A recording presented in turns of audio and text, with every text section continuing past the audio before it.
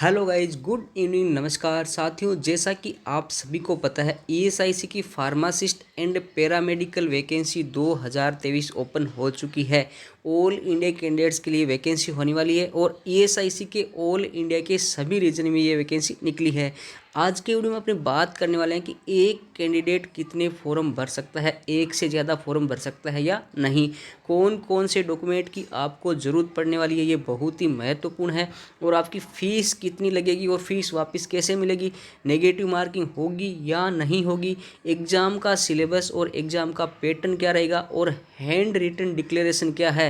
Hand written declaration के बिना आपका फॉर्म है वो बिल्कुल कैंसिल हो जाएगा। तो पूरी अपडेट जानने के लिए वीडियो को शुरू से एंड तक पूरा देखना है और चैनल को सब्सक्राइब नहीं किया तो सब्सक्राइब करके पास मेरा बेल आइकन दबाना है। तो ये जो वैकेंसी है ये ईएसआईसी के सभी रीजन में निकली हुई वैकेंसी है, जिसमें यहाँ पे पैरामेडिकल की अलग अलग पोस्ट होने वाली है। इसके अलावा यहाँ पे फार्मासिस्ट की वैकेंसी भी इसमें रहने वाली है। तो आपको जिस भी रीजन से अप्लाई करना है उसका जो नोटिफिकेशन है वो डाउनलोड करना है। नोटिफिकेशन कैसे डाउनलोड करना है पूरी डिटेल मैंने पहले एक वीडियो बनाकर सूचित कर दी है। सबसे पहले अपने देखेंगे कौन कौन से डॉक्यूमेंट्स आपको फॉर्म भरते वक्त चाहिए। तो सबसे पहले आपको एक फ़ोटोग्राफ चाहिए। 4.5 सेंटीमीटर इंटू 3.5 सेंटीमीटर का फोटोग्राफ होना चाहिए। सिग्नेचर होने चाहिए आपके ब्लैक इंक पेन से किए हुए सिग्नेचर होने चाहिए। लेफ्ट थंब का इम्प्रेशन होना चाहिए।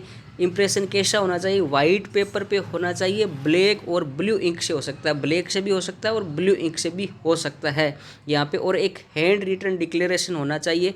हैंड रिटन डिक्लेरेशन के बारे में आगे मैं बता दूंगा। और ये हैंड रिटन डिक्लेरेशन है ये वाइट पेपर पे होना चाहिए, ब्लैक इंक से होना चाहिए, ये आपको साफ साफ ध्यान रख लेना है। सिग्नेचर है वो कैपिटल लेटर में बिल्कुल नहीं होने चाहिए, आप जो नॉर्मली सिग्नेचर करते हैं वैसे सिग्नेचर करना है। और थंब इम्प्रेशन है वो प्रॉपरली स्कैन होना चाहिए, स्मज नहीं होना चाहिए। ये चीज़ें यहाँ पे साफ साफ आपको ध्यान रखना है। फोटो, सिग्नेचर और थंब इम्प्रेशन और हैंड रिटन डिक्लेरेशन है, इसके बारे में जो भी इंस्ट्रक्शन मैंने बताए उनका विशेष ध्यान रखना है। इनके अभाव में आपका फॉर्म कैंसिल हो सकते हैं। अब हैंड रिटन डिक्लेरेशन के बारे में बात कर लेते हैं। तो यहाँ पे ये डिक्लेरेशन दिया गया है, देखो आई, उसके बाद में आपका नाम डाल देना है। आगे लिखा है hereby declare that the all information submitted by me in the application form is correct, true and valid. I will present the supporting document as and when required. ये हैंड रिटन डिक्लेरेशन है, ये आपको एक सफ़ेद paper पर blue या black ink से लिख लेना है और इसको अपलोड करना है। आपको एक चीज़ विशेष ध्यान रखनी है कि ये जो हैंड रिटन डिक्लेरेशन है ये कैपिटल लेटर में नहीं होना चाहिए और इंग्लिश लैंग्वेज में होना चाहिए, बिल्कुल साफ साफ यहाँ पे लिख दिया गया है। इसके अलावा क्या चाहिए, वैलिड ईमेल आईडी आपकी होनी चाहिए और आपका वैलिड मोबाइल नंबर होना चाहिए। और ये ईमेल आईडी और मोबाइल नंबर है ये इस भर्ती प्रक्रिया के दौरान ओपन रहने चाहिए, चालू रहने चाहिए। सारा जो कम्युनिकेशन है इसी पे आपको मिलने वाला है। अब आपकी जो फीस है वो कितनी लगेगी, तो यहाँ पे जो SC ST PWBD और डिपार्टमेंट के कैंडिडेट्स, फीमेल कैंडिडेट्स और एक्स सर्विसमैन है उनको 250 रुपये की फ़ीस लगेगी। लेकिन एक स्टार मार्क लगा हुआ है कि आप स्टेज फर्स्ट की जब एग्ज़ाम में अपीयर हो जाओगे तो आपको ये 250 रुपये में से जो बैंक चार्ज है काट कर वापस रिफ़ंड कर दिए जाएंगे। इसके अलावा जितनी भी कैटेगरी है इनकी 500 रुपये की फ़ीस यहाँ पे लगने वाली है। और फीस है वो फॉर्म ऑनलाइन है तो फीस भी आपको ऑनलाइन मोड से ही सबमिट कर देनी है। स्कीम क्या होगी एग्ज़ाम की, एग्ज़ाम का पैटर्न क्या होगा, तो यहाँ पे फर्स्ट फेज़ की जो एग्ज़ाम है उसके बारे में लिखा गया है। कंप्यूटर बेस्ड टेस्ट होगा, ऑनलाइन टेस्ट होगा, यहाँ पे ये बात क्लियर हो गई है। और आपका जो पेपर है वो आपका हिंदी और इंग्लिश दोनों लैंग्वेज में होगा, आपके जो भी सूटेबल हो उसमें आप पेपर दे सकते हैं। टेक्निकल और प्रोफेशनल नॉलेज है उसके आपके 50 क्वेश्चन आएंगे, 100 नंबर के आने वाले हैं, यहाँ पे ये चीज़ ध्यान देना है। जनरल अवेयरनेस के 10 क्वेश्चन आएंगे और 10 ही नंबर के होने वाले हैं। जनरल इंटेलिजेंस के 20 क्वेश्चन आएंगे, 20 नंबर के होने वाले हैं। और अर्थमेटिक एबिलिटी यानी मैथ के 20 क्वेश्चन आएंगे, 20 नंबर के होने वाले हैं। टोटल 100 क्वेश्चन यहाँ पे आएंगे, 150 नंबर के होने वाले हैं।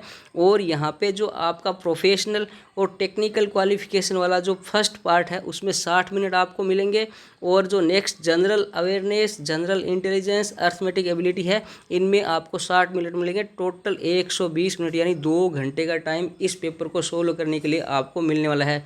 नेगेटिव मार्किंग यहाँ पे आपकी रहने वाली है 1/4, 0.25 है वो आपकी नेगेटिव मार्किंग इस पेपर में आपकी रहने वाली है। सेकंड स्टेज का जो एग्ज़ाम है उसके लिए आपकी क्वालिफाइंग मार्क्स भी रखी गई है, तो 45% मार्क्स है वो अनरिजर्व के लिए, और 40% है वो ओबीसी और ईडब्ल्यूएस के लिए, 35% है वो SC ST एक्स सर्विसमैन के लिए, और 30% है वो फिजिकली हैंडीकैप्ड के जो कैंडिडेट्स हैं उनके लिए यहाँ पे चाहिए। ये चीज़ स्पेशल रखी गई है। अब आपका जो फर्स्ट स्टेज का एग्ज़ाम है इसी से आपका सिलेक्शन किया जाएगा। इसके अलावा जो एक पोस्ट है मेडिकल रिकॉर्ड असिस्टेंट की, इसका सेकेंड फेज का एग्ज़ाम किया जाएगा। यहाँ पे आपका जो टाइपिंग टेस्ट है या डाटा एंट्री का टेस्ट है वो किया जाएगा। इसमें देखो यहाँ पे लिखा गया कि अगर एक पोस्ट है तो 5 कैंडिडेट्स को पास करके और टाइपिंग टेस्ट या डाटा एंट्री टेस्ट करवाया जाएगा। 2 पोस्ट है तो 8 कैंडिडेट्स को, और 3 या 3 से ज़्यादा है तो 3 गुना कैंडिडेट्स का डाटा एंट्री टेस्ट है वो करवाया जाएगा। इसके अलावा जो जितने भी पोस्ट है उनका फर्स्ट फेज़ के एग्ज़ाम से ही सिलेक्शन किया जाएगा। ये हो गई यहाँ पे साफ साफ बात। अब आगे बात कर लेते हैं यहाँ पे कि आपको क्या करना है। तो फॉर्म है उसकी जो हार्ड कॉपी है, फॉर्म का प्रिंट आउट है, वो आपको यहाँ पे डाउनलोड करके सेव कर लेना है, सेव रख लेना है, आगे आपको चाहिए होगा। अब भी आपको कहीं पे भी भेजने की ज़रूरत नहीं है। आपकी जो फॉर्म का प्रिंट आउट है उसको कहीं पे भी नहीं भेजना है, अभी आपके पास रखना है, संभाल के रखना है। जब भी ज़रूरत होगी तो आगे यहाँ पे आपसे मांगा जाएगा। यहाँ पे देखो ESIC ने लिखा है candidate are advise to submit only single online application, यानी एक रीजन में एक पोस्ट के लिए कैंडिडेट्स को एक ही फॉर्म है वो सबमिट करना चाहिए। ये यहाँ पे पहली बात हो गई है।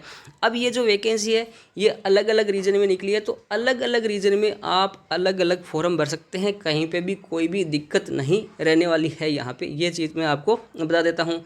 एक रीजन में एक पोस्ट के लिए एक ही फॉर्म भरना है, फिर भी अगर आप एक से ज़्यादा फॉर्म भरते हैं तो यहाँ पे देखो लिखा है जो हायर एप्लीकेशन नंबर है उस फॉर्म को माना जाएगा। वो फॉर्म है वो कंप्लीट होना चाहिए, फीस उसकी है वो कंप्लीट होनी चाहिए। ये चीज़ यहाँ पे साफ साफ लिख दी गई है। एक से ज़्यादा रीजन के लिए अगर आप फॉर्म भरते हैं, अलग अलग पोस्ट के लिए भरते हैं, या एक ही पोस्ट के लिए अलग अलग रीजन से फॉर्म भरते हैं, उसमें कोई भी दिक्कत नहीं है। लेकिन एक रीजन में एक पोस्ट के लिए एक ही फॉर्म आपको भरना चाहिए, यहाँ पे साफ साफ लिखा गया है। फिर भी आप ज़्यादा फॉर्म भरते हैं एक पोस्ट के लिए तो हायर एप्लीकेशन नंबर जो है उसको यहाँ पे कंसीडर किया जाएगा। ये बात यहाँ पे साफ साफ लिख दी गई है। इसके अलावा इसमें कुछ खास रहने वाला है। क्लोजिंग डेट क्या लिखी गई है? क्लोजिंग डेट आपकी 30 अक्टूबर 2023 तक आपको फॉर्म भर देना है, और सभी जो क्रूशियल डेट्स है, एज लिमिट की है, एसेंशियल क्वालिफिकेशन है, एक्सपीरियंस की है, वो भी 30 अक्टूबर 2023 है। यहाँ तक की सारी डेट्स है आपकी एजुकेशन क्वालिफिकेशन, एज वगैरह की वो मानी जाएगी। तो ये ESIC की सारी चीज़ें यहाँ पे क्लियर हो गई है। फिर भी आपके मन में कोई सवाल है तो नीचे कमेंट बॉक्स में जाकर कमेंट करें, मैं रिप्लाई देने की कोशिश करूँगा। जल्दी आ जाता हूँ नेक्स्ट वीडियो लेकर, तब तक स्वस्थ रहे मस्त रहे। Thank you friends.